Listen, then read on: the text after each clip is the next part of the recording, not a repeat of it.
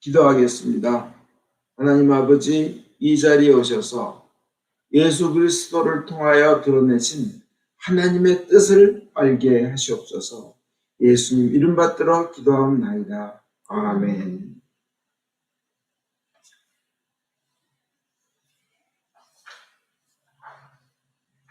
야훼 앞에서 기뻐하면 너희를 지켜주시리라.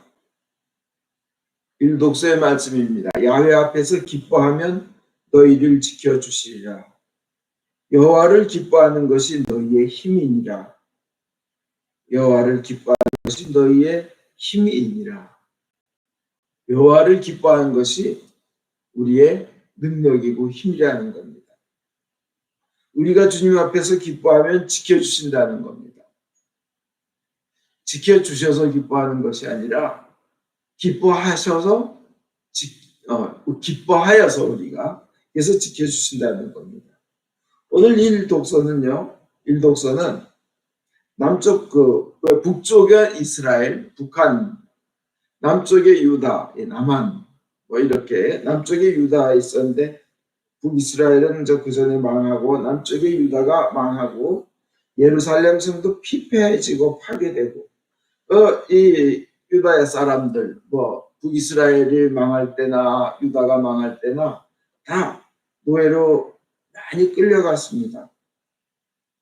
그렇게 끌려간 후로 약 150년이 지난 후 오늘 느헤미야 8장에 이 사건이 있는 겁니다. 물론 그 이전에 그 끌고 간 사람들은 바빌론인데 7, 80년이 지나서 그 바빌론을 페르시아라는 나라가 성경엔 버사라고 되어 있죠.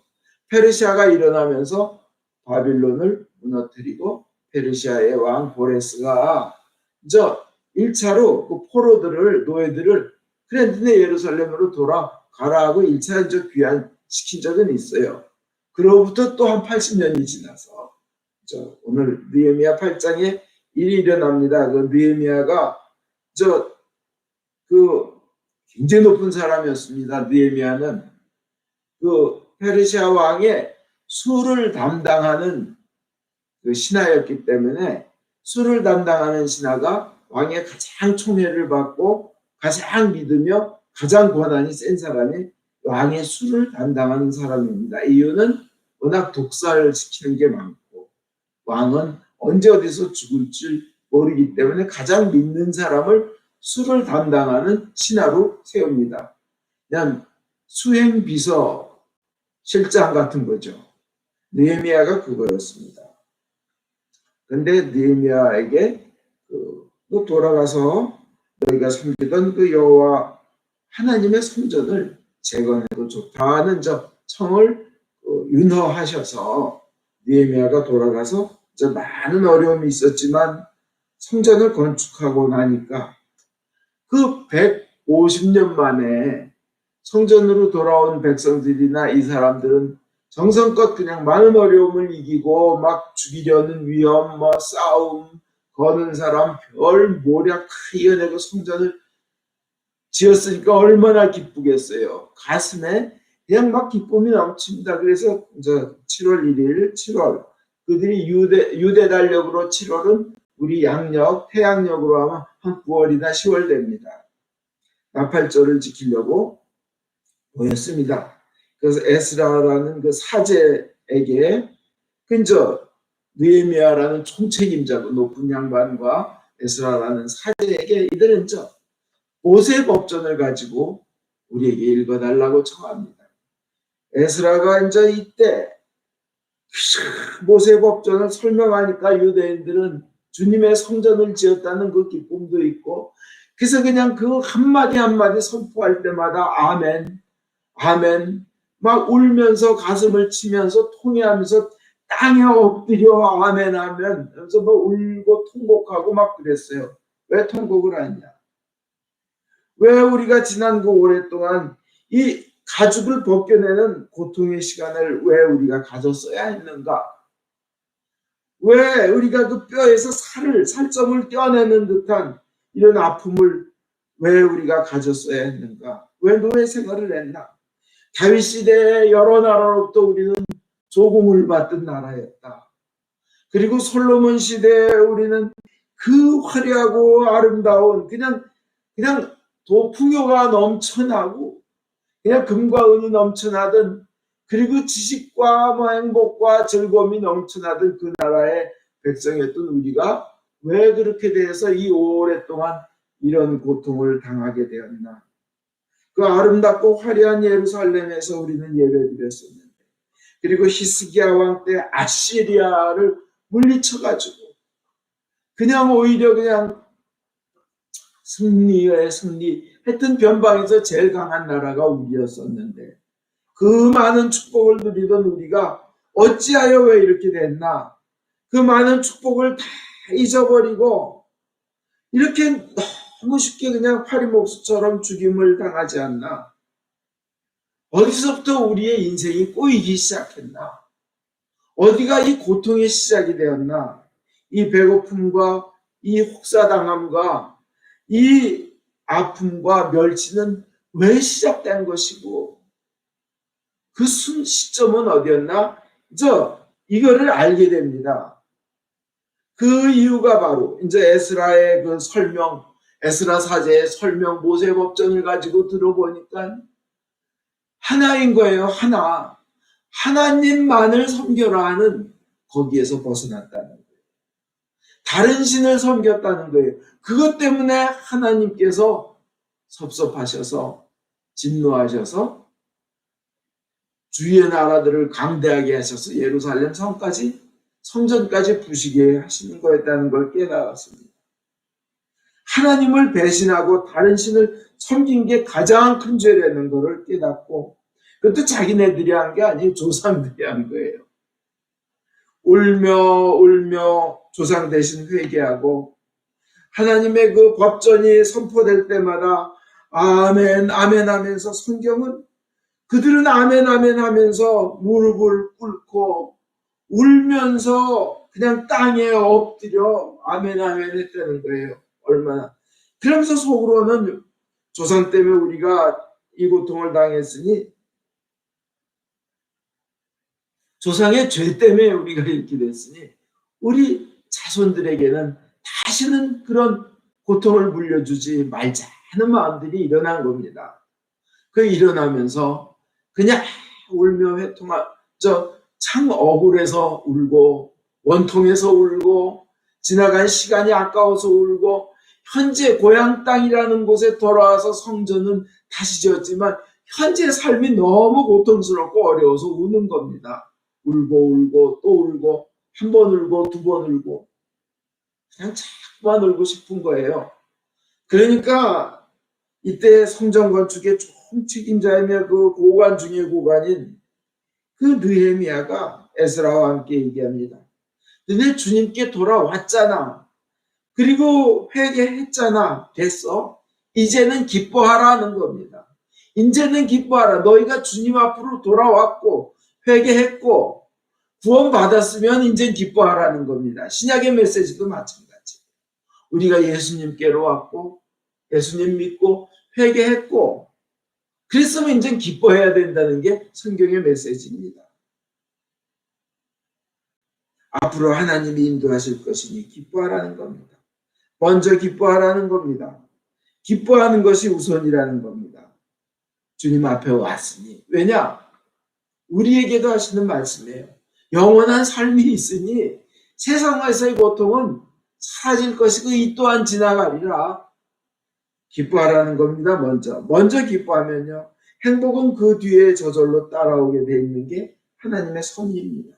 그냥 웃으면서 먼저 기뻐하면 자신이 변화되면서 다른 사람에게도 그대로 행복이 전염됩니다. 그래서 우리가 먼저 기뻐하는 것이 이 바이러스처럼 퍼지는 거예요. 예수님도 먼저 이루어진 줄 믿고 구하라 하셨습니다. 낫고 나서 그 다음에 믿으라 하지 않고 낫기 전에 이미 나은 것을 믿으라는 말입니다. 먼저 믿으면 나중에 믿음의 결과가 나타납니다. 먼저 기뻐하면 나중에 기뻐함의 결과가 나타납니다. 먼저 기뻐하는 겁니다. 주님 앞에서. 먼저 행복해하면 나중에 행복이 오게 됩니다. 먼저 감사하면 더 큰 감사의 제목이 많이 생깁니다. 먼저 기뻐하는 것이 앞날을, 미래를 창조하는 겁니다. 하나님께서는 우리에게 각자 미래를 창조할 수 있는 능력을 주신 건데 그건 먼저 하나님 앞에서 기뻐하는 겁니다. 하나님께서 인도해 주실 걸 먹고 믿고 먼저 기뻐하는 겁니다. 그 옛날에 한국에 웃으면 복이 와요 프로그램 있잖아요. 웃으면 먼저 웃으니까 그 다음에 복이 온다는 얘기입니다. 그죠? 복이 와서 웃는 것도 맞지만 먼저 웃으라는 거죠. 시편 37편 4절에 내 즐거움을 야훼에게서 찾아라. 내 마음의 소원을 들어주시라. 주님 앞에서 즐거움을 찾아라. 주님 앞에서 즐거워하고 기뻐하라는 겁니다. 성경의 히스기야의 왕의 역대기야 29장 30장 거기에 보면요. 어마어마한 양의 그 재물, 번제, 소다 양은 이걸 가지고 하나님 앞에 그냥 제사를 드리면서 온 백성이 막 기뻐했어요. 막. 그랬더니 역대기야 30장 26절에 그렇게 기뻐한 일은 이스라엘의 왕 다윗의 아들 솔로몬 시대 이후로 예루살렘에서 일찍이 없던 일이었다 할 정도로 기뻐했어요. 그렇게 기뻐하고 나니까 히스기야를 하나님께서 축복하셔서 그 다음에 나라가 강대해지고 그 근처에 강국인 아시리아가 쳐들어왔을 때 오히려 그 아시리아의 왕 사내엘이 부끄러워서 얼굴도 못 들고 돌아가서 죽어버리고 그 다음에 이 히스기야의 이 왕 엄청난 보화와 재물이 쌓이면서 강국이 되는 겁니다. 먼저 기뻐하고 하나님 앞에서 기뻐하는 겁니다. 하나님 앞에서. 이게 중요해요. 하나님이 이끌어 주실 것을 믿고 기뻐하는 것입니다. 먼저 빌립보서는 사도 바울이 감옥에서 쓴 서신임에도 불구하고 기쁨이라는 단어, 기뻐하라는 단어가 12번이나 나옵니다. 빌립보서 4장밖에 없는데 12번이나 되면 한 장이 평균 3번씩 기뻐하라는 얘기가 나옵니다. 감옥에 있으면서도 기뻐하라는 일입니다. 이것이 하나님의 뜻이라는 거예요. 신약성경 전체에는 기뻐하라, 즐거워하라, 기쁨 이런 단어가 120번이 넘게 나오는데 이 얘기는 이렇게 보면 2장에 한 번꼴로 기뻐하라는 것, 기쁨, 환희, 즐거움 이게 나온다는 얘기입니다. 기뻐하면요. 성경에서도 이렇게 하나님의 뜻이라는 것이 드러나지만 하버드 대학에서 해피니스 클래스를 운영하는 션 아코라는 교수가 있는데 기뻐하고 막 행복하면 머리가 30%가 좋아진대요. 이 뇌가 활동이. 그것뿐만 아니라 심장병 걸리는 횟수가 30%가 줄어들더란다. 머리 좋아져, 치매 예방돼, 심장병 줄어들어. 얼마나 좋아요? 기뻐하는 거. 하나님이 만드신 섭리입니다. 오래 살고 건강하게 살고 행복하게 되더라는 거예요. 기뻐하니까. 그럼 뭐가 또 돼요? 돈이 덜 들어요. 병원비가. 병원비가 덜 들죠. 그리고 남도 행복하게 만들어요. 75세짜리 75세 되는 분과 80세 되는 할머님들을 가지고 테스트를 했는데 기뻐하게 하고 웃게 했더니요. 시력이 좋아지더라는 거예요. 제가 가슴이 뜨끔해요. 제가 이쪽 눈이 안 좋거든요. 아, 내가 기뻐하지 않아서 그런가 보다 하고. 근데 두 눈을 가지고 테스트를 하면 20/20 나와요. 안과 의사가 눈 너무 좋대요. 근데 건강해지고 젊어지더라는 겁니다. 그 다음에 어떤 연구 결과에서 수녀님들은 완덕을 향해서 사는 분들이니까 테스트 해봤대요. 수녀님들. 그런데 수녀님들이 난 기뻐요. 난 행복해요. 난 구원받았어요. 이렇게 행복해하는 사람들이 보니까 94세까지 사는 분들이 이렇게 행복해하는 수녀님들은요. 94세까지 사는 분들이 약 반이 넘더라는 거예요. 이렇게 행복해하는. 근데 수녀가 되고도 수녀님이 되시고도 행복해지지 못해. 이 지겨운 세상 살면 못해. 살면 뭐해요. 막 이거 세상은 불행해요. 이런 분들은 94세까지 사는 분이 14%도 안 되더라는 겁니다. 그래서 우리는 의도적으로 모든 일에 일부러 기뻐하고 웃으면요, 행복도 3배가 되고 뇌의 신경세포가 활성화된다고 합니다. 그 대신 인상을 탁 쓰잖아요. 이렇게 딱 여기 그 8팔자 대천자 탁 그리면서 인상 쓰면요, 인상만 써도 실핏줄이 오그라들면서 담배 핀 효과를 누리게 된답니다. 담배 피면 얼마나 나빠요. 그래서 의도적으로라도 입꼬리를 이렇게 위로 올리고 코를 행복한 것처럼 벌름벌름 펴시기 바랍니다. 의도적으로 습관하고 아침에 일어나면서 난 행복합니다. 그러면요, 그게 습관이 되면 아주 얼굴이 아름다워지고 예뻐지고 건강해지는데요. 여자분들께서 정말 아름다워지고 싶으면, 아름다운 느낌을 남에게 주고 싶으면 화장하는 시간보다 웃는 시간, 기뻐하는 시간을 더 많이 하라는 거예요. 저는 그걸 주위에서 너무 많이 보고 있어요. 화장품 하나도 안 발라도 너무 아름다운 사람들 저는 많이 봅니다. 근데 그래 웃으라는 거죠. 기뻐하라는 거예요. 몇 년이 그것이 쌓이면 누구나 좋아하는 예쁜 얼굴로 바뀐다는 겁니다.